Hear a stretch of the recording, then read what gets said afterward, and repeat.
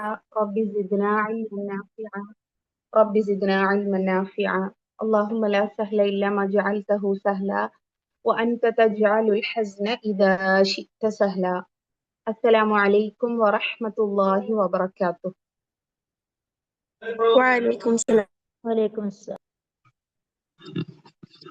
എന്താണ് എല്ലാവരുടെയും വിശേഷങ്ങൾ? എല്ലാവർക്കും റാഹത്തല്ലേ? അൽഹംദുലില്ലാ. അൽഹംദുലില്ലാഹ്. നമ്മുടെ ഖായിദ നൂറാനിയ കിഡ്സിന്റെ മക്കളെല്ലാരും എത്തിയിട്ടില്ലേ? നിങ്ങൾ കുറേ ദിവസമായില്ലേ ഇങ്ങനെ വെയിറ്റ് ചെയ്തിരിക്കണു എക്സാം ഒക്കെ കഴിഞ്ഞിട്ട്? എന്താ ഞങ്ങളെ റിസൾട്ട് വരാത്തതെന്ന് ഓർത്തിട്ട് എല്ലാരും ഇല്ലേ ഇതില്? എല്ലാരും ഭയങ്കര ഡീസന്റ് മക്കളാണ് കേട്ടാ, മാഷാ അല്ലാഹ്. ഒട്ടും ബഹളമൊന്നും ഇല്ലാതെ എന്താ പറയാ, മിണ്ടാതെ നല്ല മക്കളായിട്ട് ഇരിക്കുന്നുണ്ട്. മാഷാ അല്ലാഹ്, ബാറക്കല്ലാഹ്. അപ്പോ നമുക്ക് റിസൾട്ട് അറിയണം അല്ലെ? റിസൾട്ട് അറിയുകയും വേണം. പിന്നെ കുറച്ച് കാര്യങ്ങള് ടീച്ചർക്ക് പറയാനുണ്ട്, അതും കൂടെ നിങ്ങളൊന്ന് കേൾക്കണം കേട്ടാ. അപ്പോ എന്താന്ന് വെച്ചാല് നമ്മള് പുതിയ ഒരു ഖായിദ നൂറാനിയന്റെ വലിയവർക്കുള്ള പുതിയൊരു ബാച്ച് നമ്മൾ തുടങ്ങാൻ പോണുണ്ട്. അപ്പോ അതില് ജോയിൻ ചെയ്യാൻ ഉദ്ദേശിക്കുന്ന കുറച്ച് ആൾക്കാരും കൂടെ ഇതിൽ കയറിയിട്ടുണ്ട്. അപ്പൊ അവർക്കുള്ള ചെറിയൊരു നസീഹത്തും എന്താണ് അവർ പഠിക്കാൻ പോകുന്നത് എന്നുള്ളതും കൂടെ ഒന്ന് പറയാനായിരുന്നു കേട്ടാ. അതിനു മുൻപായിട്ട് ഇതിലിപ്പോ റിസൾട്ട് വെയിറ്റ് ചെയ്തിരിക്കുന്ന മക്കളുടെ പാരന്റ്സ് ഇതിൽ ഉണ്ടാവുമല്ലോ, നിങ്ങളോടും കുറച്ച് കാര്യങ്ങളൊന്നും പറയാനുണ്ട്. ഒന്നുമല്ല, നിങ്ങൾ എന്തോ ഒരു നിയത്ത് വെച്ചോണ്ടല്ലേ നിങ്ങളെ മക്കളെ ഖായിദ പഠിപ്പിക്കാനായിട്ട് ഇതിൽ ജോയിൻ ചെയ്യിപ്പിച്ചത്? നിങ്ങളുടെ നിയത്ത് എന്തായിരുന്നു? ഞാൻ മനസ്സിലാക്കുകയാണെന്നുണ്ടെങ്കിൽ നിങ്ങളുടെ നിയത്ത് ഖായിദ പഠിക്കാന്നുള്ളതിലുപരി എന്തായിരിക്കും? ഖുർആന് എന്റെ മോന് അല്ലെങ്കിൽ എന്റെ മോള് ഖുർആന് നന്നായി ഓൻക്ക് ഓതാൻ കിട്ടണം, അല്ലെ ഓൾക്ക് ഓതാൻ കിട്ടണം, അതായിരിക്കും നിങ്ങൾ വിചാരിച്ചിട്ടുണ്ടാവുക അല്ലെ? അപ്പൊ അതിന്റെ ഒരു ഫസ്റ്റ് സ്റ്റെപ്പ് എന്നോളം നമുക്ക് ഒരിക്കലും ഒരു കുട്ടീനെ എന്താ പറയാ പ്രസവിച്ചേക്കുന്ന ആ കുട്ടീനെ നമുക്ക് നടത്തം പഠിപ്പിക്കാൻ പറ്റുമോ? അറ്റ്ലീസ്റ്റ് ഇരുത്താൻ പറ്റുമോ? എന്താ പറയാ ഒന്നിങ്ങനെ ചെരിഞ്ഞു കെടുത്താൻ പറ്റുമോ? ഒന്നും കഴിയൂലല്ലോ. അതിനൊക്കെ ഒരു സ്റ്റെപ്പ് ഉണ്ട് അല്ലെ? ഓരോ സ്റ്റെപ്പ് ബൈ സ്റ്റെപ്പ് ആയിട്ടാണ് നമുക്ക് എല്ലാം ചെയ്യാൻ പറ്റുള്ളൂ, ആണല്ലോ? അത് ഉറപ്പല്ലേ എല്ലാവർക്കും? എന്നതുപോലെ ഖുർആൻ ഓതുക എന്ന് പറഞ്ഞാൽ പെട്ടെന്ന് ഒരു ദിവസം കയറിയിട്ട് നന്നായി ഖുർആൻ ഓതാൻ പറ്റണം, അങ്ങനെ ആർക്കും പറ്റൂല. കഷ്ടപ്പാടില്ലാതെ, അല്ലാതെ കഷ്ടപ്പെടാതെ നമുക്ക് ഒരു കാര്യവും ചെയ്യാൻ പറ്റൂല. കുറച്ച് കഷ്ടപ്പാട് നമ്മൾ സഹിക്കണം. ചിലപ്പോ ആ കഷ്ടപ്പാട് ആ ഒരു ഡിഫിക്കൽട്ടി എന്നുള്ളത് കുറച്ച് നാളത്തേക്ക് നീണ്ടു പോണതായിരിക്കും. അതല്ല ശരിക്കും നമുക്ക് തരുന്ന ഒരു എന്താ പറയാ ഒരു ബ്ലെസ്സിങ് ആയിട്ട് കരുതിയാൽ മതി ആ ഒരു ബുദ്ധിമുട്ടിന്. ഞാനിതിപ്പോ ഇവിടെ പറയാൻ കാരണം, ഈ സെക്കൻഡ് ബാച്ചില് കിഡ്സ് ഇഖ്റന്റെ സെക്കൻഡ് ബാച്ചില് നമുക്ക് അത്യാവശ്യം കുട്ടികൾ ഉണ്ടായിരുന്നു ഖായിദ പഠിക്കാനായിട്ട്. അത് കഴിഞ്ഞിട്ട് ഈ ഖായിദ 6 മാസം കുട്ടികൾ അക്ഷരങ്ങൾ പഠിച്ചു, അതുപോലെ അക്ഷരങ്ങൾ ഏറ്റവും ഭംഗിയായി എങ്ങനെ ഉച്ചരിക്കാന്നുള്ളത് പഠിച്ചു, അങ്ങനെ കൂട്ടി വായിക്കാൻ പഠിച്ചു, അങ്ങനെ കുറച്ച് കാര്യങ്ങളാണ് മക്കൾ ഇവിടെ പഠിച്ചത്. അത് കഴിഞ്ഞിട്ടുള്ള 3 മാസമാണ് ശരിക്കും നമ്മളുടെ പ്രാക്ടിക്കൽ സെഷൻ എന്ന് പറയുന്നത്. അതായത് നമ്മൾ എന്ത് പഠിച്ചാലും അതിനൊരു ആപ്ലിക്കേഷൻ ലെവൽ ഉണ്ടല്ലോ, ഇല്ലേ? നമ്മൾ എന്ത് പഠിച്ചാലും അത് അപ്ലൈ ചെയ്യേണ്ട ഒരു സ്ഥലമുണ്ട് അല്ലെ? ഖായിദ നമ്മൾ പഠിക്കുന്നത് എന്തിനാ? ഖായിദ കുറെ ഇങ്ങനെ അറിയാൻ വേണ്ടിയിട്ടാണോ? ഖായിദ അറിയണം, അത് പഠിപ്പിക്കണം എന്ന് ആഗ്രഹിക്കുന്ന ആൾക്കാര് ഓഫ് കോഴ്സ് ഖായിദനെ ഭയങ്കര ഡീറ്റെയിൽ ആയിട്ട് അവർ പഠിച്ചിരിക്കണം.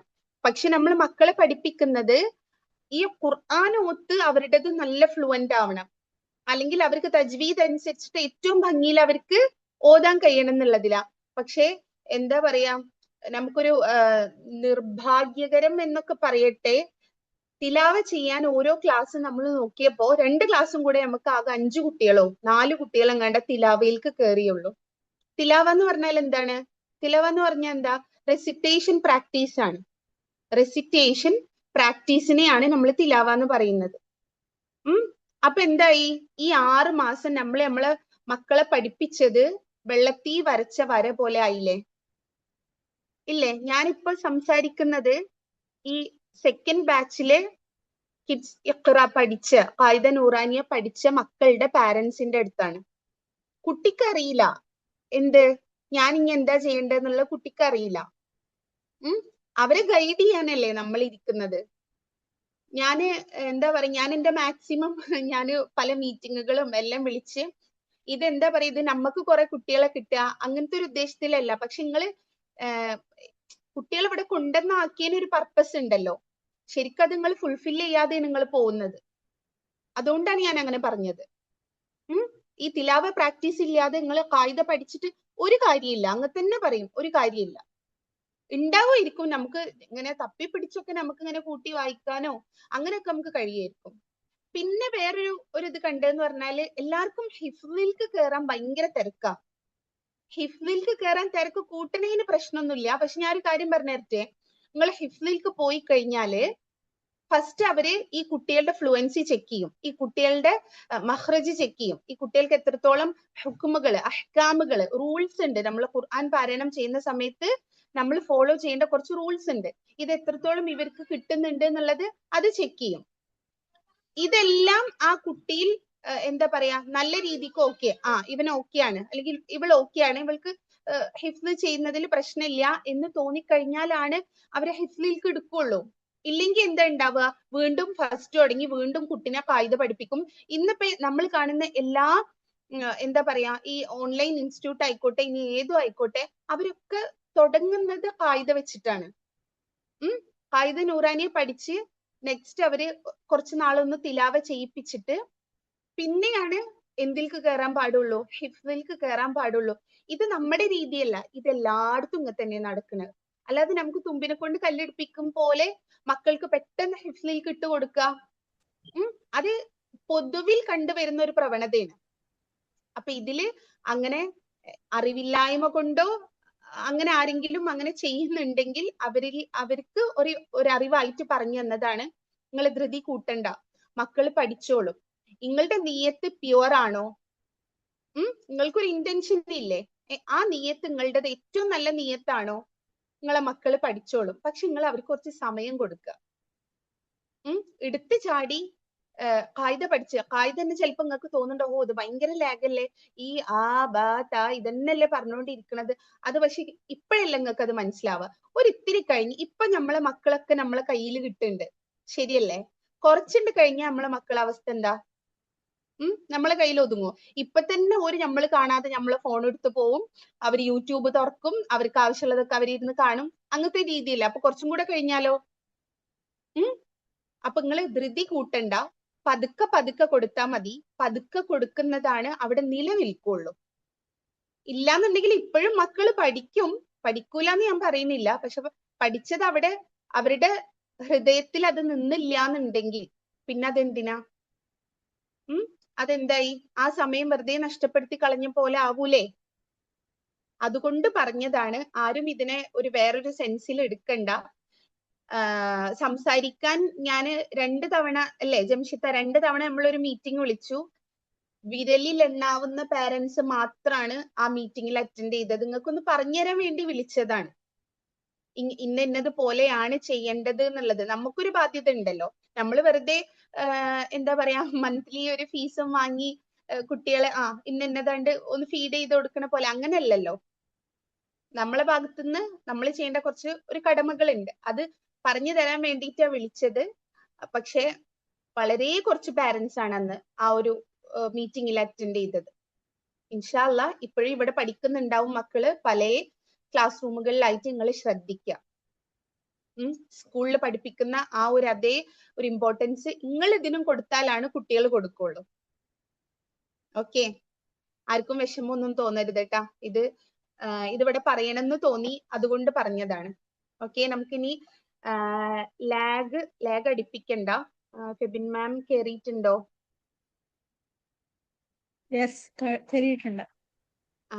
മാം, നമുക്ക് ആദ്യം റിസൾട്ട് അനൗൺസ്മെന്റ് നടത്തല്ലേ? മക്കൾ കുറച്ചു നേരമായി വെയിറ്റ് ചെയ്യും. അതെ അതെ. ഓക്കെ, ഞാൻ ഷെയർ ചെയ്തോട്ടെ? അതെ മാം ഷെയർ ചെയ്യോ? അല്ല, നിങ്ങൾ ഷെയർ ചെയ്യും. ഓക്കെ.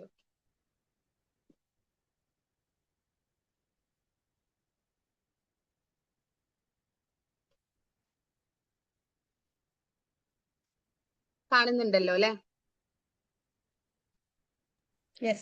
കാണുന്നു.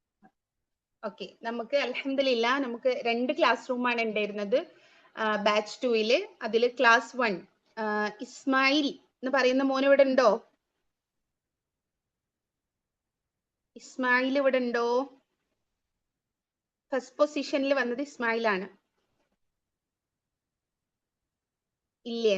സെക്കൻഡ് മുഹമ്മദ് ഫൈസി. ഫൈസി ഇവിടെ ഉണ്ടോ? ഫൈസിയുടെ ഉമ്മച്ചേ ഉള്ളൂ. ഓക്കെ ഓക്കെ, സംസാരിച്ചോളൂ. മോനില്ലേ കൂടെ? മോനിപ്പോ അടുത്തില്ല. ആണോ?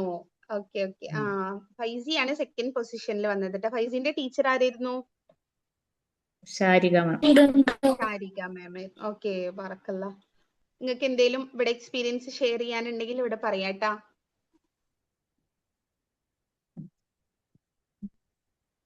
നല്ല ക്ലാസ് ആയിരുന്നു. ഓക്കെ, ഇൻഷാല്ലാ.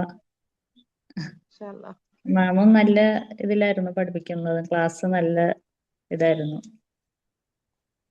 ബറക്കല്ല. മോനത് കണ്ടിന്യൂ ചെയ്ത് പോകുന്നില്ലേ? മോനോട് താല്പര്യമുണ്ട്, ചെയ്യണമെന്ന് വിചാരിച്ചിരിക്കുന്നു.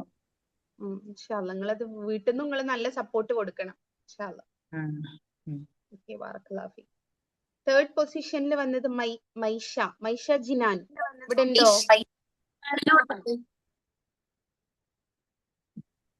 ഇവിടെ ഉണ്ടോ? ഇസ്മായിൽ ഇവിടെ ഉണ്ട്. ഇസ്മായിൽ ഉണ്ട്. ഇസ്മായിൽ എവിടെ പോയി? ഫസ്റ്റ് പൊസിഷനിലൊക്കെ വന്നിട്ട് അപ്പൊ വിളിച്ചേക്ക് റെസ്പോണ്ട് ചെയ്യണ്ടേ? അല്ല, ലീവായി പോയതാ. ലീവായി പോയോ? ആണോ? ഇസ്മായിൽ പറഞ്ഞേ, മോൻ ഏത് ക്ലാസ്സിലാണ്?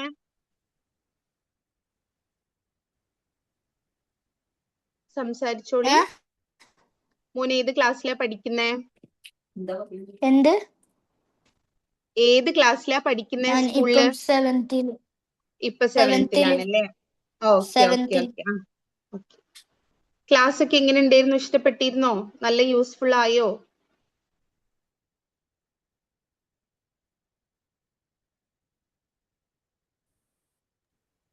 അവർക്കവിടെ നെറ്റ് ഇഷ്യൂ ഉണ്ടെന്ന് തോന്നുന്നു ടീച്ചർ. Okay okay. ഇസ്മായിലിനെ കിട്ടുന്നില്ല അല്ലെ? ഓക്കെ. തേർഡ് വന്ന ആളുണ്ടോ ഇവിടെ? മൈഷ ജിനാൻ ഉണ്ടോ?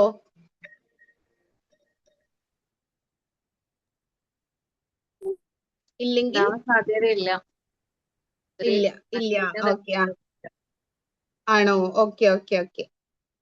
നമുക്ക് അടുത്ത ക്ലാസ് റൂമിലേക്ക് പോവാട്ടാ. നമ്മുടെ ബാച്ച് 2ന്റെ സെക്കൻഡ് ക്ലാസ് റൂമിൽ ഫസ്റ്റ് വന്നിട്ടുള്ളത് ഫാത്തിമ സെബ. ഫാത്തിമ സെബ ഉണ്ടോ? യെസ്. ഫാത്തിമ സെബ പറയൂ. ഹാപ്പി ആയില്ലേ? അത് വിചാരിച്ചിട്ടില്ലായിരുന്നു. പിന്നെ ഇനി തിലാവയും ബാക്കി ഓഫ്ലൈൻ ആയിട്ട് ചെയ്യാൻ വിചാരിച്ചു. തിലാവ ഓഫ്ലൈൻ ആയിട്ട് ചെയ്യുന്നുണ്ടോ മോള്? ഇല്ല, ചെയ്യാൻ പോവാണ്. ഇപ്പൊ 7th പഠിക്കുന്നത്. അപ്പൊ ബാക്കി ഇനി മുതൽ അവിടുന്ന് വേറൊരു ഇത് കണ്ടെത്തിയിട്ടുണ്ട്. അപ്പൊ അവിടുന്ന് ചെയ്യാൻ വിചാരിച്ചു.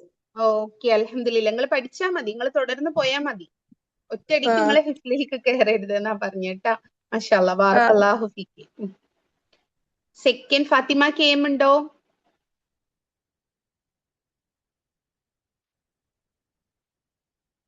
ഫാത്തിമ കെഎം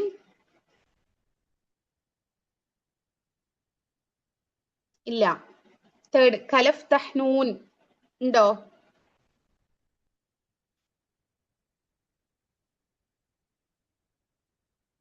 ഖലഫ് തഹ്നൂൻ ഉണ്ടോ?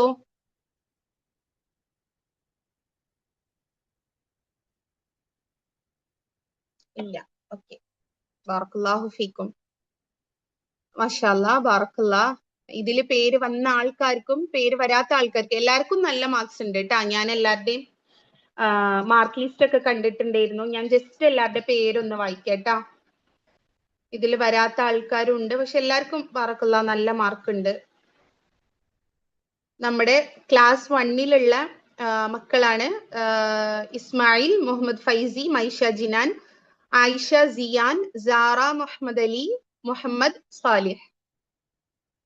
പിന്നെ ക്ലാസ് 2-ലുള്ള മക്കളാണ് ഫാത്തിമ സെബ, ഫാത്തിമ KM, കലഫ് തഹ്നൂൻ, അസ്മ അൽതാഫ്, മിൻഹ, ഇനായ ലൈബ, ആയിഷ അൽതാഫ്, മിൻഹാജ്. എല്ലാവർക്കും നല്ല മാർക്സ് തന്നെ ഉണ്ട് കേട്ടോ. ഓരോ പോയിന്റ് മാർക്കിന്റെ വ്യത്യാസം അത്രക്ക് തന്നെ ഉള്ളൂ കേട്ടോ. ഓക്കെ ഓക്കെ, ബാറക്കല്ലാ. കുറച്ച് പേരൊന്നും ഇതിലില്ല.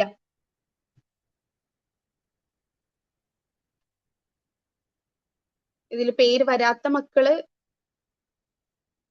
അവരെ ഇരിക്കും ഇനി അടുത്ത ലെവലിൽ ഭയങ്കര ഉഷാറായിട്ട് വരാൻ പോണത്. ഇൻഷാ അല്ലാഹ് നമുക്ക് നോക്കാം അടുത്ത ലെവൽ ഇതുപോലെ റിസൾട്ട് അനൗൺസ്മെന്റ് വെക്കുമ്പോ അല്ലെ, ഇൻഷാ അല്ലാഹ്. ഓക്കെ, അപ്പൊ ഒന്നും കൂടെ മബ്റൂക്ക്, ബാറക്കല്ലാഹു ഫീക്കും. ഇൻഷാ അല്ലാഹ്. ഓക്കെ, ഇനി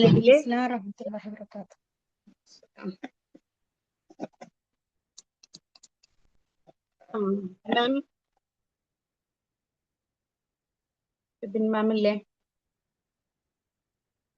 ഞാൻ ഖായിദന്റെ ചെറിയൊരു എക്സ്പ്ലനേഷൻ ഒന്ന് തരാം. പുതിയതായിട്ട് പഠിക്കാൻ പോകുന്ന ആൾക്കാർക്ക് ഒരു ചെറിയൊരു ഐഡിയ തരാനായിരുന്നു. ഇൻഷാ അല്ലാഹ് നമ്മൾ പഠിക്കാൻ പോകുന്നത് ഖായിദ നൂറാനിയ എന്നുള്ള ബുക്ക് ബേസ് ചെയ്തിട്ട് ബേസിക് തജ്വീദും കൂടെ ഉൾക്കൊള്ളിച്ചുകൊണ്ടാണ് നമ്മുടെ കോഴ്സ് നമ്മൾ ഡിസൈൻ ചെയ്തിട്ടുള്ളത്. അത് വലിയവർക്ക് 3 മാസവും ചെറിയ മക്കൾക്ക് 6 മാസമാണ്. അങ്ങനെയാണ് നമ്മൾ ആ കോഴ്സിന് ഡ്യൂറേഷൻ കൊടുത്തിട്ടുള്ളത്.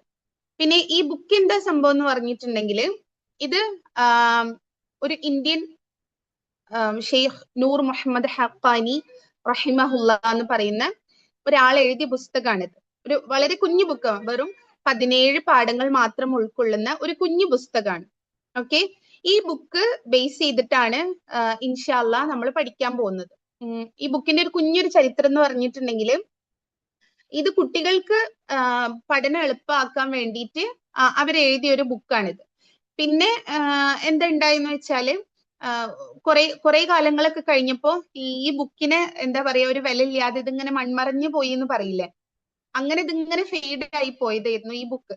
പിന്നീട് ഇവരുടെ ഗ്രാൻഡ് സൺ ആയിട്ടുള്ള പേരക്കുട്ടിയായിട്ടുള്ള ഷെയ്ഖ് മുഹമ്മദ് ഫാറൂഖ് റായി എന്ന് പറയുന്നത് കുറച്ച് പേരെങ്കിലും കേട്ടിട്ടുണ്ടാവും. ജിദ്ദയിൽ ഫുർഖാൻ സെന്ററിന്റെ ഫൗണ്ടർ ആണ്. അവര് ഈ ബുക്ക് ഒറിജിനലി എഴുതിയ ആളുടെ പേരക്കുട്ടിയാണ്. അപ്പൊ അവര് ഈ കുട്ടികളെ പഠിപ്പിക്കാൻ എന്തെങ്കിലും ഒരു എളുപ്പവഴി ഉണ്ടോന്ന് ഇങ്ങനെ എന്തെങ്കിലും ബുക്കായിട്ട് എളുപ്പവഴി ഉണ്ടോന്ന് നോക്കി നടന്നപ്പോഴാണ് അവരുടെ ഉമ്മ അവർക്ക് ഈ ഒരു ബുക്കിനെ പറ്റി പറഞ്ഞു കൊടുക്കുന്നത്. അപ്പൊ ഈ ബുക്ക് നിങ്ങൾക്കൊക്കെ അറിയുണ്ടാവും, നമ്മളെ നാട്ടില് പണ്ടത്തെ ഒരു ലിപി ഉണ്ട്, അറബി എഴുതുന്ന പണ്ടത്തെ ഖുർആനുകളില്ലേ, നമ്മളെ മദീന മുസ്ഹഫ് ഉസ്മാനി റസ്മ അല്ലാതെ പണ്ടത്തെ നമ്മളെ വല്യമ്മമാരൊക്കെ ഓതിയിരുന്ന ഒരു എഴുത്തുണ്ട്. ആ രൂപത്തിലായിരുന്നു ഈ ബുക്ക് എഴുതിയിരുന്നതൊക്കെ. അതിന് ഇവരൊന്ന് മാറ്റിയെടുത്ത് ഇന്ന് നമ്മൾ കാണുന്ന ആ ഒരു റസ്മ, ആ ഒരു എഴുത്തിലേക്കാക്കി മാറ്റി. അതുപോലെ തന്നെ ഖായിദ അറിയുന്ന ആൾക്കാർക്ക് പറഞ്ഞാൽ മനസ്സിലാവും, ഇതിലൊരു കളർ കോഡൊക്കെ ഉണ്ട്. അതായത് നമ്മളെ പഠനം എളുപ്പമാക്കാൻ വേണ്ടിയിട്ട് ഇതിനൊരു കളർ കോഡൊക്കെ കൊടുത്തത് ഈ പറയുന്ന ഫാറൂഖ് റായി എന്ന് പറയുന്ന ഇതിന്റെ ഓദറിന്റെ പേരക്കുട്ടിയാണ്.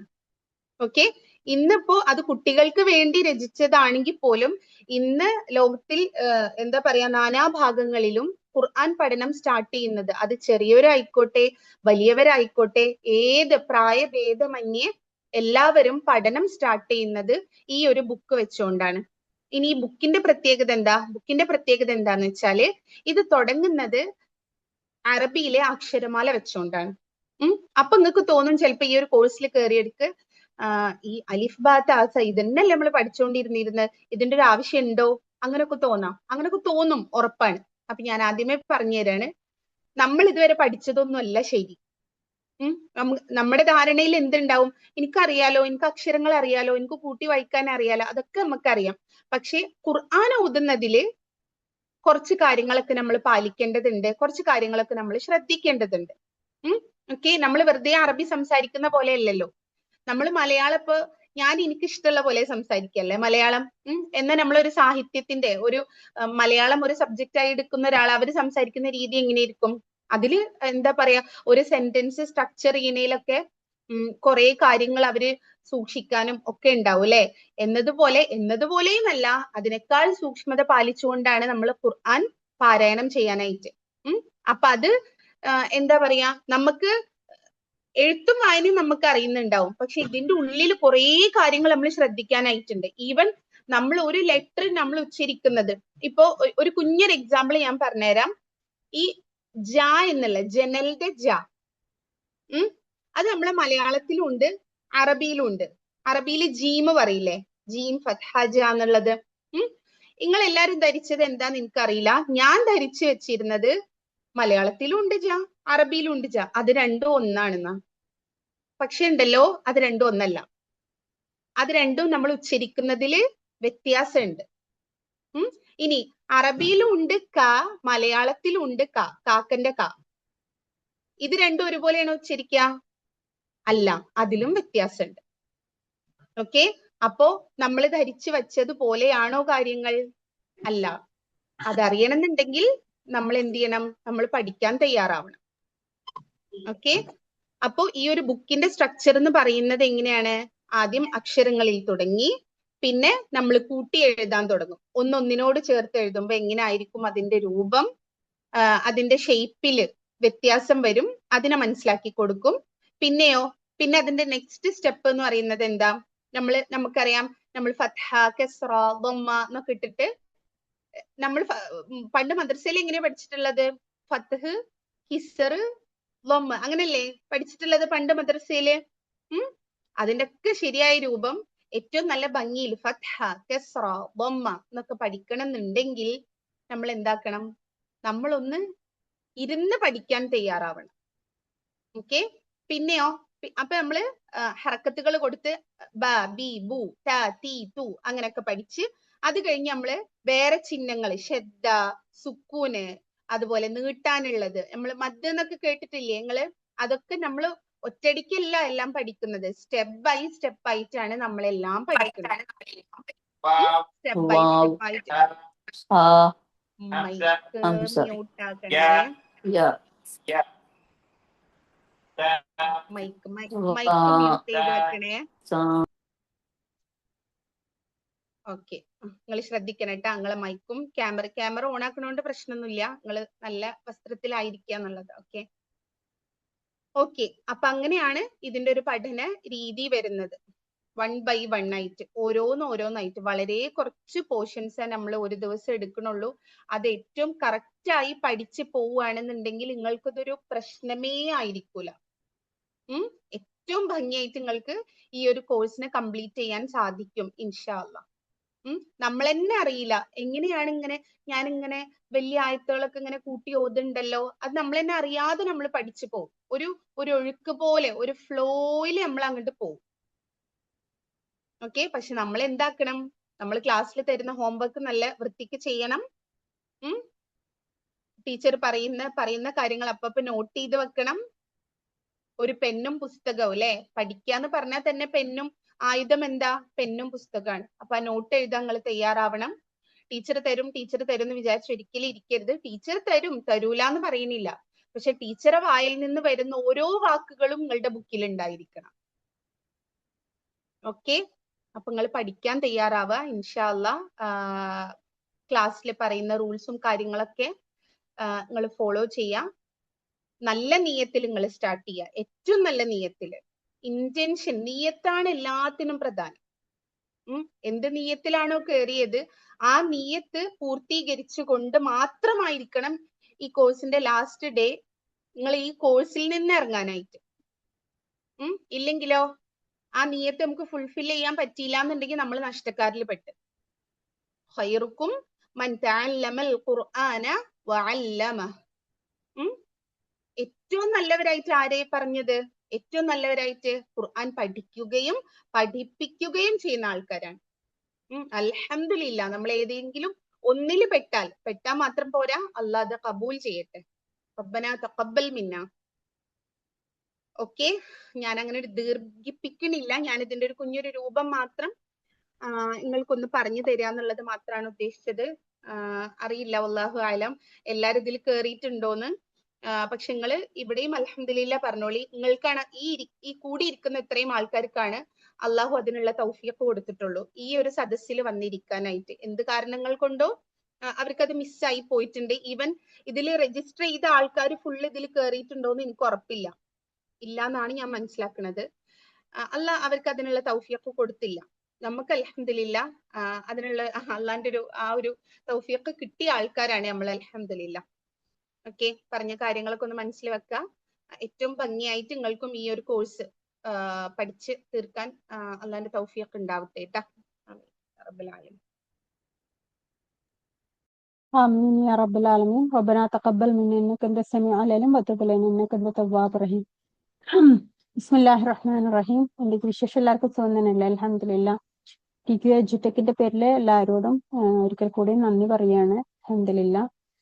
ഇത്രയും നല്ല ഒരു പ്ലാറ്റ്ഫോമിൽ നിങ്ങൾ അള്ളാഹു സുബ്ഹാനഹു വ തആല എത്തിച്ചു എന്ന് പറയുന്നത് തന്നെ ഏറ്റവും വലിയ അനുഗ്രഹത്തിൽപ്പെട്ടതാണ് അല്ലെ. ജീവിതത്തിലെ അനുഗ്രഹങ്ങൾ ഏതൊക്കെയെന്ന് ചോദിച്ചിട്ടുണ്ടെന്നുണ്ടെങ്കിൽ നിങ്ങൾ പ്രായമായ ആളുകളുടെ അടുത്ത് നിങ്ങൾ പോയിട്ട് ചോദിക്കണം, ജീവിതത്തിൽ കിട്ടിയ അനുഗ്രഹങ്ങളിൽപ്പെട്ട ഏറ്റവും വലിയ അനുഗ്രഹം എന്തായിരുന്നു എന്നുള്ളത്.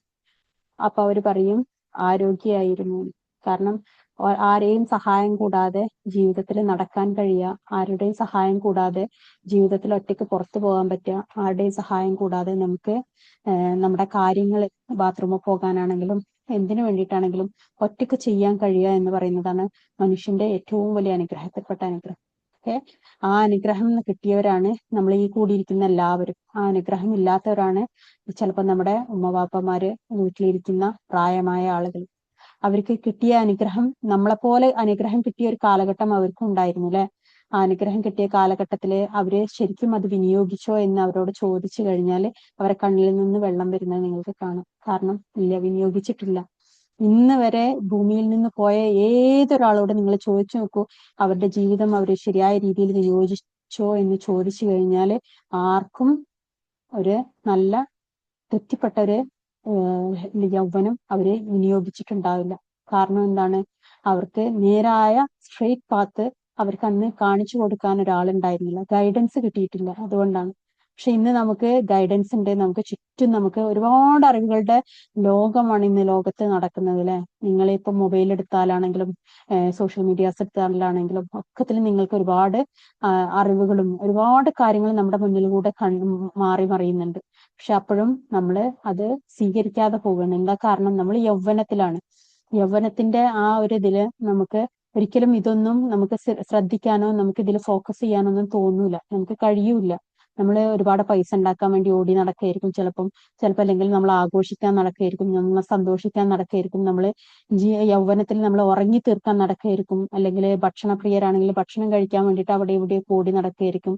അങ്ങനെ നമ്മുടെ ജീവിതത്തിലെ നമ്മളെ യൗവനം നമ്മൾ പോലും അറിയാതെ നമ്മളിൽ നിന്ന് ചോർന്നു പോകുന്നത് നമ്മൾ അറിയാറില്ല. എന്നാൽ ഒരു വാർദ്ധക്യത്തിന്റെ അവസ്ഥയിലേക്ക് എത്തുമ്പോഴാണ് ഒരാൾ നമുക്ക് സഹായമില്ലാതെ നമുക്ക് ഒരു ഡോക്ടറെ കാണിക്കാൻ പോകാൻ വയ്യ, ഒരാളുടെ സഹായം കൂടാതെ ഒരു വണ്ടി ഓടിക്കാൻ പറ്റുന്നില്ല, ഒരു സഹായം കൂടാതെ നമുക്ക് ഒരു ബാത്റൂമിൽ പോകാൻ പറ്റുന്നില്ല, ഒരു സഹായം കൂടാതെ നമുക്ക് നമ്മുടെ വസ്ത്രം അലക്കിയിടാൻ പോലും കഴിയുന്നില്ല. ആ ഒരു അവസ്ഥയിലെത്തുമ്പോൾ നമ്മൾ നമ്മളോട് തന്നെ ചോദിക്കും, ഞാൻ ജീവിതത്തിൽ വിജയിച്ചോ? ഞാൻ എൻ്റെ ജീവിതത്തിൽ വിജയിച്ചോ? നിങ്ങളോട് ചോദിച്ചു നോക്കുക. നിങ്ങൾ ഇപ്പൊ ഉള്ള ഈ യൗവനത്തിൽ നിങ്ങൾ വിജയിച്ചോ? നിങ്ങളെ കൂടെ നിങ്ങളെ മക്കളുണ്ട്, കുഞ്ഞു മക്കളാണല്ലേ, ചെറിയ മക്കളുമായിട്ടാണ് നിങ്ങൾ എല്ലാവരും ജീവിക്കുന്നത്. നിങ്ങൾ ഇപ്പൊ ഈ സമയത്ത് നിങ്ങൾ നിങ്ങളുടെ ജീവിതത്തിൽ വിജയിച്ചോ? നിങ്ങൾ മക്കളുമായിട്ടുള്ള കാര്യങ്ങളിൽ നിങ്ങൾ വിജയിച്ചോ? ശരിക്കും സത്യസന്ധമായിട്ട് നിങ്ങൾ നിങ്ങളുടെ ഹൃദയത്തിനോട് ചോദിച്ചു നോക്കുക, നമ്മൾ വിജയിച്ചിട്ടുണ്ടോ നമ്മുടെ മക്കളെ കാര്യത്തില്? നമ്മൾ എവിടെയാണ് ഇപ്പൊ നിൽക്കുന്നത്? മക്കൾക്ക് കൊടുക്കേണ്ട തർബിയത്ത് അല്ലെ, ആ തർബിയത്ത് നമ്മൾ ശരിക്കും കറക്റ്റായിട്ട് നിങ്ങൾ സോഴ്സിൽ നിന്ന് തന്നെ കറക്റ്റായിട്ട് വേഗത്തിൽ കൊടുക്കാൻ ശ്രമിക്കുക. കാരണം ദിവസം ഓടിപ്പോകും, മക്കളെ നമ്മളിൽ നിന്ന് അകന്നു പോകും. ഒരു ദിവസം 10ാം ക്ലാസ് കഴിയുന്നതോട് കൂടിയിട്ട് ഇപ്പൊ എല്ലാ വീടുകളിലും മക്കളൊക്കെ പുറത്ത് പഠിക്കാൻ പോകുന്നവരാണ്. +1 +2 അവരെ ഹോസ്റ്റലിലാക്കുകയാണ്. ഡിഗ്രിക്ക് എത്തുമ്പോൾ അവരെ വിദേശ രാജ്യങ്ങളിൽ പഠിക്കാൻ അയക്കുകയാണ്. അത് കഴിഞ്ഞ് അവർ വരുമ്പോഴേക്കും അവരെ വിവാഹത്തിന് നമ്മൾ സെറ്റ് ചെയ്യാണ്. അത് കഴിഞ്ഞ് അവർ വിവാഹം കഴിച്ച് വേറെ അവരുടെ ജീവിതവുമായിട്ട് മുന്നോട്ട് പോവുകയാണ്. ഇല്ല, നമ്മൾക്ക് നമ്മുടെ മക്കളെ കിട്ടുന്ന ഈ അവസാനത്തെ ഒരു സമയമാണ് ഈ 10ാം ക്ലാസ് വരെയുള്ള സമയം എന്ന് പറയുന്നത്.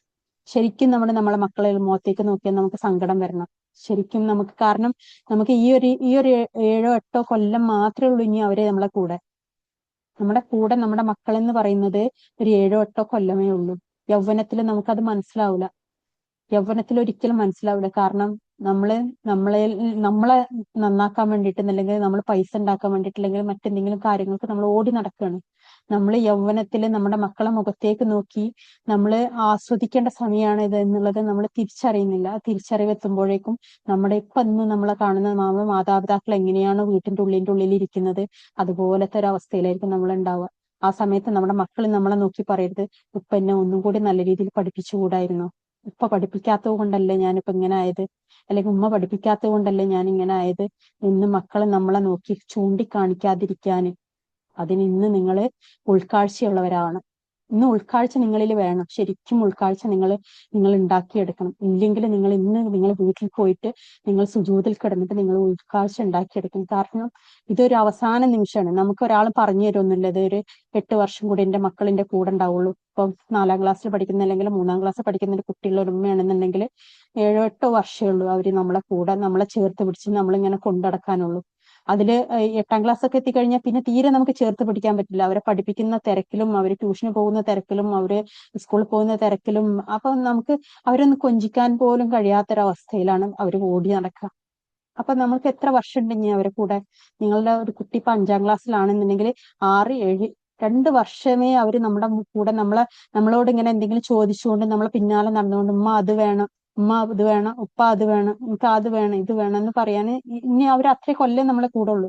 അത് കഴിഞ്ഞ് അവരവരുടെ സ്വന്തം കാര്യത്തിന് വേണ്ടിയിട്ട് അവർ ഓടി നടക്കുകയും അവർക്ക് പിന്നീട് നമ്മളെ ശ്രദ്ധിക്കാൻ പോലും നേരമില്ലാതാവുകയും നമുക്കും അവരെ പഠിപ്പിച്ച് വലുതാക്കുക എന്നതിലപ്പുറം ആയിട്ട് വേറെ അതിനെ കുറിച്ച് നമുക്ക് ചിന്തിക്കാൻ കഴിയാത്തൊരവസ്ഥയിലേക്ക് നമ്മൾ കടക്കാൻ പോവുകയാണ്. അപ്പൊ അതുകൊണ്ട് ഈ സമയത്ത് നിങ്ങൾ ഉൾക്കാഴ്ചയുള്ളവരാകുക. കുട്ടികൾക്ക് ദീനീ വിജ്ഞാനത്തിന് നിങ്ങൾ പ്രാധാന്യം കൊടുക്കുക. മറ്റെല്ലാ പഠനവും നമുക്ക് എത്രയും ഉണ്ടാക്കിയെടുക്കുക. ഇപ്പൊ നിങ്ങളെ സംബന്ധിച്ചിടത്തോളം, അല്ലെങ്കിൽ നമ്മുടെ കൂട്ടത്തിലുള്ള ആളുകളെ സംബന്ധിച്ചിടത്തോളം ചിലപ്പോൾ +2 കഴിഞ്ഞിട്ട് പഠിച്ചിട്ടുണ്ടാവില്ല, +2 പാസ്സായിട്ടുണ്ടാവില്ല, അല്ലെങ്കിൽ ഡിഗ്രി പാസ്സായിട്ടില്ല. പക്ഷെ ഇന്ന് അതിനൊക്കെ ഓപ്ഷൻസ് ഉണ്ട് അല്ലെ. നമുക്ക് പിന്നീട് പോയിട്ട് നമുക്ക് തിരിച്ചു മടങ്ങി പോയിട്ട് +2 എഴുതി പാസ്സാവാം, നമുക്ക് ഡിഗ്രി പാസ്സാവാം, ഏതെങ്കിലും സ്കിൽസ് ഉണ്ടാക്കണമെങ്കിൽ സ്കിൽസ് ഉണ്ടാക്കിയെടുക്കാം, ജോലിയിൽ വേറെ വലിയ ഉയർന്ന നിലയിലേക്ക് എത്തണം എന്നുണ്ടെങ്കിൽ കൂടുതൽ ട്രെയിനിങ് വേണമെന്നുണ്ടെങ്കിൽ അതിന് പോവുകയൊക്കെ ചെയ്യാം. പക്ഷെ നമ്മുടെ ബേസിക് ഉണ്ടല്ലോ, ബേസിക് ആയിട്ടുള്ള നമ്മുടെ ശരീരത്തിന് വേണ്ട, നമ്മുടെ മനസ്സിന് വേണ്ട കുറച്ച് കാര്യങ്ങളുണ്ട്. അത് കിട്ടണം എന്നുണ്ടെങ്കിൽ അത് നമ്മുടെ ദീനിൽ നിന്ന്, തർബിയത്തിൽ നിന്ന് കിട്ടേണ്ട കാര്യങ്ങളാണ്. അതാണ് ഒരു മനുഷ്യനെ ഒരു സ്ഥായിയായ രൂപത്തിലേക്ക് എത്തിക്കുന്നത്. ഒന്നുകിൽ അവന് നല്ല ഉൾക്കാഴ്ചയുള്ള സ്നേഹമുള്ള മകനായിട്ട് മാറാം, സ്നേഹമുള്ള മകളായിട്ട് മാറാം, അല്ലെങ്കിൽ കൂടുതൽ ജനങ്ങൾക്ക് നന്മ ചെയ്യാൻ ആഗ്രഹിക്കുന്നവളായിട്ട് മാറാം, ആഗ്രഹിക്കുന്നവനായിട്ട് മാറാം, അല്ലെങ്കിൽ കുടുംബ ജീവിതത്തിൽ ഏറ്റവും നന്നായിട്ട് ജീവിക്കണമെന്ന് ആഗ്രഹിക്കുന്ന. അതൊക്കെ എവിടുന്ന കിട്ടുന്നതെന്നറിയോ? ഈ ഒരു ദീനീ വിജ്ഞാനത്തിൽ നിന്ന് കിട്ടുന്നതാണ്. അത് നമ്മൾ അറിയുന്നില്ല, നമ്മൾ റിയലൈസ് ചെയ്യുന്നില്ല അത് നമുക്ക് കിട്ടുന്നുണ്ട് എന്നുള്ളത്. അത് അല്ലാഹു സുബ്ഹാനഹു വ തആല അവരുടെ ഹൃദയത്തിൽ അത് ഇട്ട് കൊടുക്കുകയും അതിങ്ങനെ പതുക്കെ പതുക്കെ പതുക്കെ അത് ഉയർന്നു വരികയും പിന്നീട് ജീവിതത്തിന്റെ ഒരു ഘട്ടത്തിലേക്ക് നമ്മൾ എത്തുന്ന സമയത്ത് ഉമ്മാനെ അല്ലെങ്കിൽ ഉപ്പാനെ ചേർത്ത് പിടിക്കാൻ ആ കുട്ടിയുടെ കൈക്ക് കരുത്തുണ്ടാവുകയും ചെയ്യും. അപ്പോഴേ അത് നമ്മൾ തിരിച്ചറിയുള്ളൂ. നമ്മൾ പഠിപ്പിച്ചത് നല്ലതായിരുന്നു, എന്റെ കുട്ടിനെ ഞാൻ നല്ല രീതിയിലാണ് വളർത്തിയത് എന്ന് തിരിച്ചറിയുന്നത് ആ സമയത്ത് നമ്മളെ ചേർത്ത് പിടിക്കുന്ന സമയത്ത് നമ്മൾ നമ്മുടെ കുട്ടീന്റെ മുഖത്തേക്കൊന്ന് നോക്കും. എന്റെ മോനാണല്ലത്, നമ്മൾ അഭിമാനത്തോട് കൂട്ടിയിട്ട് മറ്റുള്ളവരുടെ മുന്നിൽ നിൽക്കും. ഒരു ഹോസ്പിറ്റലിൽ പോയിട്ടുണ്ടെന്നുണ്ടെങ്കിൽ വാപ്പാനെ ചേർത്ത് പിടിച്ച് നിൽക്കുന്ന ഒരു മകനെ കാണുമ്പോൾ നമ്മൾ അവരെ മുഖത്തേക്ക് നോക്കാറില്ല. ആ മകന്റെ മുഖത്തേക്കല്ലേ നമ്മൾ നോക്കുക, വാപ്പാന്റെ മുഖത്തേക്കാണോ നമ്മൾ നോക്കുക? അല്ല, ആ മകന്റെ മുഖത്തേക്കാണ് നോക്കുക. എന്തൊരു നല്ല മോനാണ്, ആ വാപ്പാനെ കണ്ടിലേക്ക് ചേർത്ത് പിടിച്ചിരുന്നു. അല്ലെങ്കിൽ ഉമ്മാന്റെ ചെരുപ്പ് ഇട്ട് കൊടുക്കാൻ വേണ്ടിയിട്ട്, ഉമ്മാക്ക് ചെരുപ്പിന് വേണ്ടിയിട്ട് മോൻ ഓടി വന്ന് ഉമ്മ ഇതാ ചെരുപ്പിടി എന്ന് പറഞ്ഞിട്ട് ഉമ്മാന്റെ കുനിഞ്ഞിരുന്നിട്ട് ഉമ്മാക്ക് ചെരുപ്പിട്ട് കൊടുക്കുന്ന ഒരു മകന് നമ്മൾ ആരെ മുഖത്തേക്കാണ് നോക്കുക? ഉമ്മാന്റെ മുഖത്തേക്കാണോ നോക്കുന്നത്? അല്ല, ആ മകന്റെ മുഖത്തേക്ക് എന്തൊരു നല്ല മകനാണല്ലേ, അല്ലെ? നമ്മളെല്ലാരും അങ്ങനെയല്ലേ പറയാ? അതാണ് അത് എവിടുന്നാ കിട്ടുന്നത്? അത് ഈ ഒരു തർബിയത്തിൽ നിന്നാണ്. ഇപ്പൊ നിങ്ങളൊന്ന് പോസ് ചെയ്തിട്ട് നിങ്ങൾ കൊടുക്കുന്ന ഈ തർബിയത്തുണ്ടല്ലോ, ഈ തർബിയത്താണ് നാളെ നിങ്ങളുടെ ജീവിതത്തിലെ നിങ്ങൾക്ക് ചെരുപ്പിട്ട് തരാനും, നിങ്ങളെ കൂട്ടിപ്പിടിക്കാനും, നിങ്ങൾക്ക് പുതച്ച് മൂടിത്തരാനും, തണുപ്പ് വരുമ്പോ ഉമ്മ തണുക്കണുണ്ടോ എന്ന് ചോദിച്ചിട്ട് ഒന്ന് പുതച്ചു തരാനും, റൂമിൽ വന്നിട്ട് ഉമ്മാക്ക് കൊതുക് കടിക്കണ്ടോ എന്ന് നോക്കാനും ഒക്കെ വരുന്നത് ഈ മക്കളായിരിക്കും. അല്ലെങ്കിൽ ഈ മക്കളെ നിങ്ങൾക്ക് കിട്ടൂല കേട്ടോ. ഈ മക്കള് ദൂര രാജ്യങ്ങളില് വലിയ വലിയ ജോലികളിൽ പൊസിഷനിലായിട്ട് ഉമ്മാക്ക് വേണമെങ്കിൽ ഒരു പണിക്കാരത്തിനെ വെച്ചു കൊടുക്കും, അല്ലെങ്കിൽ ഒരു ജോലിക്കാരനെ വെച്ചു കൊടുക്കും. എന്നിട്ട് ആഴ്ചയിൽ ഒരിക്കൽ വരുന്ന കോളുകൾ മാത്രമായിട്ട് മക്കൾ മാറും. അല്ലാത്ത മക്കളാണെന്നുണ്ടെങ്കിൽ മക്കള് പറയും, എന്റെ ഉമ്മാനും പാപ്പാനും ഇട്ടിട്ട് എനിക്ക് പോകാൻ പറ്റൂല എന്ന് പറയുന്ന ഒരു മകനായിട്ട് അല്ലെങ്കിൽ മകളായിട്ട് അവർ വളരും. നിങ്ങൾ നിങ്ങളോട് തന്നെ ചോദിച്ചു നോക്കുക. അതിനുള്ള ഒരു പ്ലാറ്റ്ഫോം മാത്രമാണ് ഞങ്ങളുടെ ഈ ഒരു എഡ്യൂക്കേഷൻ പ്രോഗ്രാമും ഒക്കെ. ഒരിക്കലും ഈ എഡ്യൂക്കേഷൻ എന്ന് പറയുന്നത് ദീനിന്റെ മാർഗത്തിലുള്ള പഠന സംവിധാനം എന്ന് പറയുന്നത് ഒരിക്കലും നിങ്ങൾ വിചാരിക്കേണ്ട നിങ്ങളെ കുട്ടിനെ പിന്നെ ഖുർആന് നല്ലപോലെ പഠിപ്പിക്കാൻ വേണ്ടിയിട്ട് ഞങ്ങൾ ഉണ്ടാക്കിയെടുത്ത ഒരു പൊസിഷൻ ഒരു ഇതാണ്. അതല്ല, നമുക്ക് നമ്മുടെ ജീവിതത്തിൽ അറിയേണ്ടുന്ന കുറെ കാര്യങ്ങളുണ്ട്. ജീവിതത്തിന്റെ ഒരു ഘട്ടത്തിലെത്തുമ്പോൾ നിങ്ങളാണെങ്കിലും ഞാനാണെങ്കിലും ഒക്കെ കടന്നു വന്നവരായിരിക്കും. ചിലപ്പോൾ ഒരു ഘട്ടത്തിലെത്തുമ്പോൾ നമുക്ക് ആരുടെ സഹായം കിട്ടാത്തൊരവസ്ഥ വരും. ജീവിതത്തിലെ എല്ലാ ഭാഗത്തു നിന്നും നമ്മളെ ഇറുക്കി പിടിച്ച ഒരു കാലഘട്ടം നമുക്ക് നമ്മളെ ജീവിതത്തിലൊക്കെ കടന്നു വന്നിട്ടുണ്ടാവും. അത് അല്ലാഹു സുബ്ഹാനഹു വ തആലയുടെ പരീക്ഷണത്തിന്റെ ആ കാലഘട്ടമാണ്. അത് എന്തിനു വേണ്ടിയിട്ടാണ്? നമ്മളെ തിരിച്ചറിയാൻ വേണ്ടിയിട്ടുള്ള ഒരു കാലഘട്ടമാണ്. ആ സമയത്ത് നമ്മൾ തിരിച്ചറിയുകയും ആ തിരിച്ചറിവിൽ നിന്നാണ് ഈ ഒരു ഗ്രൂപ്പും ഈ ഒരു TQവും ഒക്കെ ഉണ്ടായത്. എന്റെ മുന്നിലേക്ക് വന്ന കുറെ പ്രായമായ ആളുകൾ ഉണ്ടായിരുന്നു. എന്റെ മുന്നിൽ ഒരു 5-6 വർഷങ്ങൾക്ക് മുമ്പ് എന്റെ മുമ്പിൽ ഇരുന്ന് കരഞ്ഞ കുറേ ഉമ്മമാരും വാപ്പമാരും ഉണ്ട്. എനിക്കിപ്പോഴും അവരെ ഓർമ്മയുണ്ട്. 400ഓളം ആളുകൾ എന്റെ മുമ്പിൽ വന്നിരുന്നിട്ടുണ്ട്. ഈ ഒരു ദീനിന്റെ മജ്‌ലിസ് തുടങ്ങിയത് അവിടെ നിന്നാണ്. അതുകൊണ്ട് തന്നെ ആയിരിക്കും അല്ലാഹു സുബ്ഹാനഹു വ തആല ഇത് ഇന്നും എനിക്ക് നിലനിർത്തി തരുന്നത്. എല്ലാവരും പറയും പിന്നെ ഇങ്ങനത്തെ റൂമുകളൊക്കെ പിന്നെ കുറച്ച് കഴിയുമ്പോഴത്തേന് സ്റ്റോപ്പായി പോകും. ഇത് സ്റ്റോപ്പ് ആവില്ല എന്നുള്ളത് എന്നെക്കാളും കൂടുതൽ എന്റെ റബ്ബിനറിയാം. കാരണം എന്റെ മുന്നിൽ വന്നിരുന്നത് അങ്ങനത്തെ പ്രായമായ ആളുകൾ. ഇന്ന് നിങ്ങൾ കാണുന്ന ഈ ഒരു ചെറുപ്പക്കാരുടെ ഒരു സമൂഹം ഇന്ന് എന്റെ മുമ്പിലുണ്ടല്ലോ. നിങ്ങളുടെ വാപ്പമാരോ ഉമ്മമാരോ അല്ലെങ്കിൽ കുടുംബത്തിൽപ്പെട്ട ആരൊക്കെയോ ആയിരുന്നു അന്ന് അവിടെ എന്റെ മുന്നിൽ വന്നിരുന്നത്. അവർ വന്നിരുന്നിട്ട് കരഞ്ഞൊരു ദിവസം ഉണ്ടായിരുന്നു. അന്ന് ഞാൻ നിശ്ചയിച്ചതാണ്, ഞാൻ ഉറപ്പായിട്ടും എന്റെ ദീന് മറ്റുള്ളവർക്ക് എത്തിച്ചു കൊടുക്കുകയും അവർക്ക് തണലാവുകയും ചെയ്യുമെന്ന്. അത് ഇന്നും ഞാൻ തുടരുന്നുണ്ട്. TQ അതിന്റെ ഒരു ഭാഗം മാത്രമാണ്. നിങ്ങളോട് തന്നെ ചോദിച്ചു നോക്കുക, നിങ്ങളെ മക്കളെ എവിടെ എത്തിക്കണം നിങ്ങൾക്ക്. നാളെ നിങ്ങളുടെ മുന്നിൽ നിങ്ങളെ മക്കളെ സ്നേഹത്തോട് കൂടിയിട്ട് അവരെ കൂട്ടിപ്പിടിക്കുന്ന രീതിയിൽ നിങ്ങൾക്ക് വേണമെന്നുണ്ടെങ്കിൽ ഇന്ന് നിങ്ങളൊന്ന് പോസ്റ്റ് ചെയ്തിട്ട് അവരെ ദീന് പഠിപ്പിക്കണം, ഇൽമ് പഠിപ്പിക്കണം. അവർക്ക് ദുനിയാവിന്റെ കൂടെ തന്നെ ഈ ഇൽമിന്റെ മജ്‌ലിസ് നിങ്ങൾ ഇടക്കിടക്ക് കൊടുത്തുകൊണ്ടേയിരിക്കണം. നിങ്ങൾ ഇടക്ക് പോസ് ചെയ്ത് കൊടുക്കണം. നിങ്ങൾ നിർബന്ധിച്ചു കൊടുക്കണം. മക്കൾ ചിലപ്പോൾ ഇരിക്കാൻ കൂട്ടാക്കൂല. എന്റെ ചെറുപ്പത്തിലൊന്നും ഞാനൊന്നും പിന്നെ ഉസ്താദുമാരെ മുമ്പിലൊന്നും പോയിരിക്കൂലായിരുന്നു. എന്നെ കിട്ടൂല. എന്റെ ഉമ്മക്ക് എത്രയോ പ്രാവശ്യം ഉസ്താദുമാരെ വീട്ടിൽ വിളിച്ചു വരുത്തിയിട്ട് പഠിപ്പിക്കാൻ ശ്രമിച്ചിട്ടുണ്ട്. ഞാൻ എന്ത് ചെയ്യുന്നറിയോ? വൈകുന്നേരങ്ങളിൽ നേരം വൈകി വരും. എന്തിനാന്നറിയോ? ഉസ്താദ് വൈകുന്നേരം വന്നിരിക്കുന്നുണ്ടാവും വീട്ടില് ട്യൂഷന് വേണ്ടിയിട്ട്. അപ്പൊ ആ ഉസ്താദിന്റെ ക്ലാസ് റൂമിൽ കയറാതിരിക്കാൻ വേണ്ടിയിട്ട് ഞാൻ നേരം വൈകി വരും. സ്കൂളിൽ എന്തെങ്കിലും ട്യൂഷൻ ഉണ്ടായിരുന്നു, അതായിരുന്നു ഇതായിരുന്നു, നേരം വൈകിട്ട് വരും. എന്നിട്ട് ഉസ്താദ് കുറേ നേരം കാത്തിരുന്നിട്ട് ഉസ്താദ് ഇറങ്ങിപ്പോകും. ഓക്കെ. അപ്പൊ ആ ഒരു കാലഘട്ടം എനിക്ക് കഴിഞ്ഞു പോയിട്ടുണ്ട്. അപ്പൊ എനിക്കറിയേണ്ട കുട്ടികളുടെ അവസ്ഥ എന്താണെന്നും കുട്ടികൾ എന്താണെന്നും കുട്ടികളുടെ മനസ്സെന്താണെന്നും അവർക്ക് ഇതിനോട് തീരെ താല്പര്യമില്ല എന്നൊക്കെ എനിക്കറിയാം. പക്ഷെ ഉമ്മമാര് എന്തായാലും കൊടുത്തിട്ടില്ല. അവര് അത് സ്വീകരിക്കണില്ലെങ്കിൽ കൂടി നിങ്ങളത് കാണിച്ചുകൊണ്ടേയിരിക്കണം. നിങ്ങൾ കൈ ഇങ്ങനെ കാണിച്ചുകൊണ്ടേയിരിക്കണം. അവരത് കാണണം.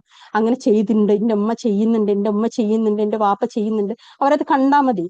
നിങ്ങൾ മനസ്സിലാക്കിക്കോളൂ, ഒരു ദിവസം അവരിത് തിരിച്ചു മടക്കും. ഇവര് നല്ല രീതിയിൽ നിങ്ങളെ നോക്കും. ഞാൻ എന്റെ മാതാപിതാക്കളുടെ മുഖത്തേക്ക് ഇന്ന് നോക്കുന്നുണ്ടെങ്കിൽ അന്ന് എന്റെ ഉമ്മ എന്നെ എത്രത്തോളം പഠിപ്പിക്കാൻ വേണ്ടി ശ്രമിച്ചിട്ടുണ്ട് എന്നുള്ളത് എനിക്ക് അറിഞ്ഞുകൊണ്ടാണ് എന്റെ ഉമ്മന്റെ മുഖത്തേക്ക് ഞാൻ നോക്കുന്നത്. അത്രത്തോളം കാരുണ്യത്തിലാണ് ഞാൻ അവരെ നോക്കാറുള്ളത്. എനിക്ക് ആ ഒരു ദിൽമ എനിക്ക് തരാൻ വേണ്ടിയിട്ട് എന്റെ ഉമ്മയും വാപ്പയും എത്ര പരിശ്രമിച്ചിട്ടുണ്ട്.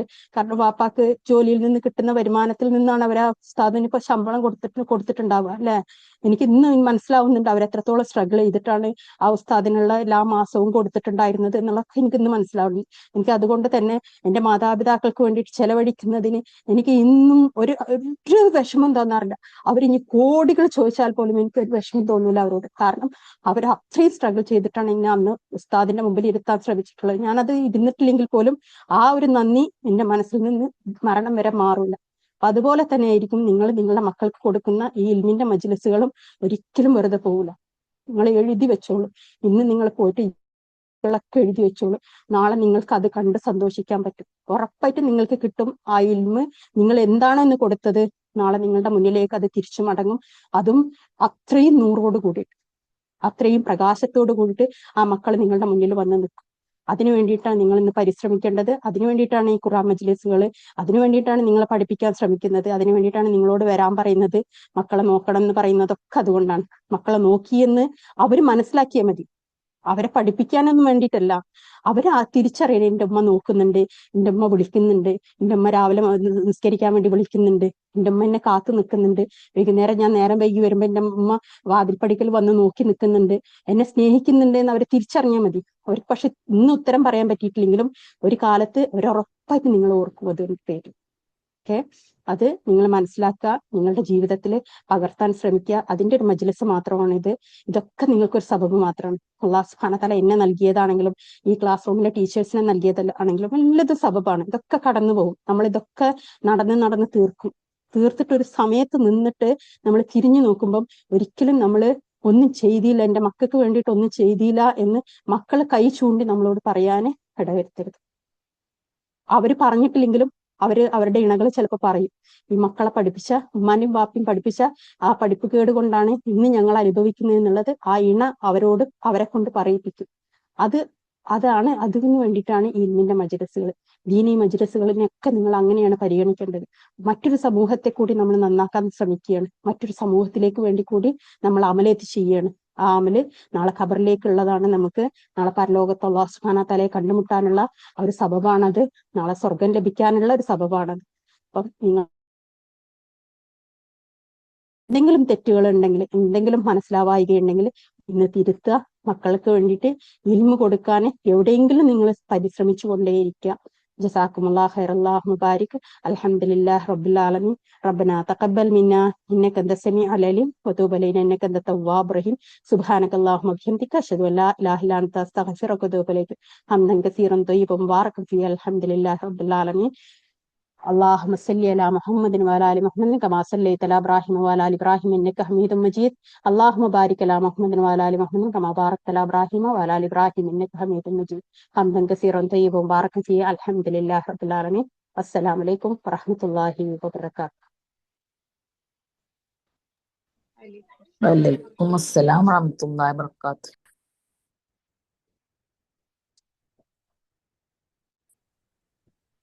ടീച്ചറെ എന്നാ നിർത്തല്ലേ നമുക്ക്?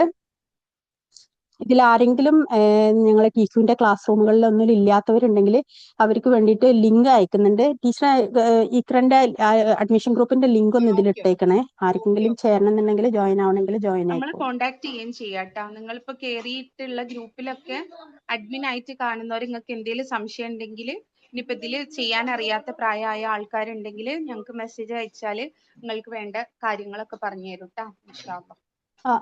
പിന്നെ ഇതിൽ പ്രായമായ ആളുകൾ ഉണ്ടെങ്കിൽ അവർക്ക് ഇന്ന് രാവിലെ നമ്മൾ തഫ്സീർ ക്ലാസ് നടത്തുന്നുണ്ട്. അതില് അവർക്ക് അവരുടെ മനസമാധാനത്തിനും ഒക്കെ വേണ്ടിയിട്ടുള്ള ഒരു ക്ലാസ് റൂം ആയിരിക്കും അത്.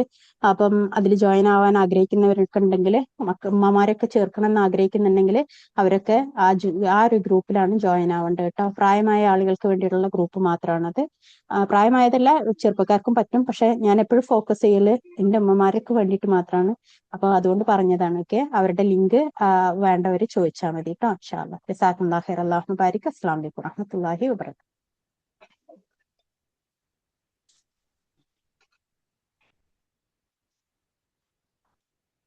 ആർക്കെങ്കിലും എന്തെങ്കിലും ഡൗട്ട് ക്ലിയറൻസ് എന്തെങ്കിലും ഉണ്ടെങ്കിൽ ചോദിക്കാം, അല്ലെങ്കിൽ നമ്മൾ അവസാനിക്കുകയാണ് കേട്ടോ. ഇൻഷാ അല്ലാഹ്.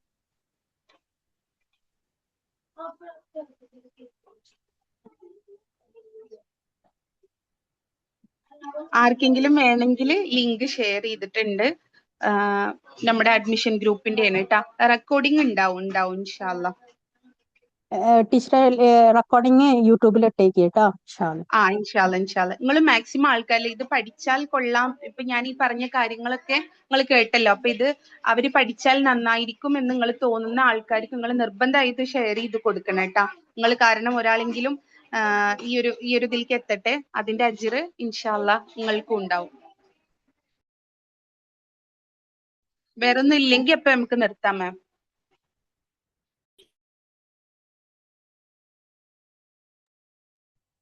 ജസാക്കുമുല്ലാഹു ഖൈറൻ. അല്ലാഹു മുബാരിക്. അസ്സലാമു അലൈക്കും വറഹ്മത്തുള്ളാഹി വബറകാതുഹു. വലൈക്കും അസ്സലാം.